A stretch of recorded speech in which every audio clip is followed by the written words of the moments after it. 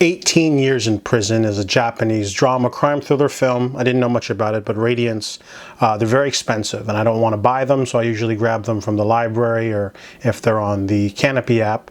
So this one's about a military officer named Kawada. Him and Tsukada are trying to do a heist to steal some copper wire because they're living in very poor times, bad economic times for Japan. However, they get captured and Kawada offers to stay behind and Tsukada has to take care of a woman they know and basically use up the money from the copper wire to buy land, which they'll turn into a market, which they'll use to help the community. So that's kind of like their main goal. So when Kawada goes to prison, it's a very interesting sort of prison film because there's lots of corruption. Sometimes there'll be guards that like really bully the prisoners in certain ways. Like for example, whenever there's a new person and they have to work in the workshop, they force them to have cut off a finger or have an accident with the buzzsaw so they can be sent to the infirmary where they'll steal a bottle of rubbing alcohol to bring back and then they can make booze with it. So they try, there's always, and then one of the guards is in on it, of course. So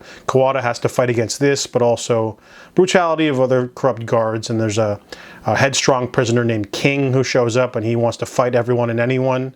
And Kawada helps him to get to basically help him reform by facilitating a meeting with the man's sister.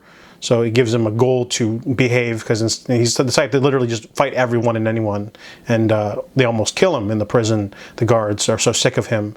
So there's little subplots like that, but on the outside, Tsukada is dealing with becoming a yakuza himself, and he's become more corrupt over the years because it's 18 years in prison.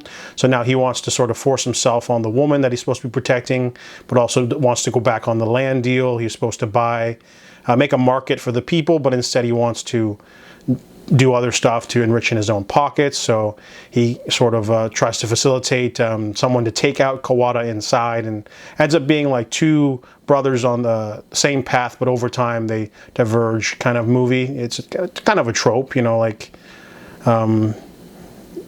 two brothers basically going to the town. One becomes a gangster, one becomes a worker or something, or a police officer. So they have the varying different paths of the characters, which I liked. But it's a very gritty, simple movie. It's very short, only 90 minutes. Pretty powerful ending. Everything goes down pretty fine. It reminded me a lot of the movie I Walk Alone with Burt Lancaster, and this movie would predate that by a little bit, I think.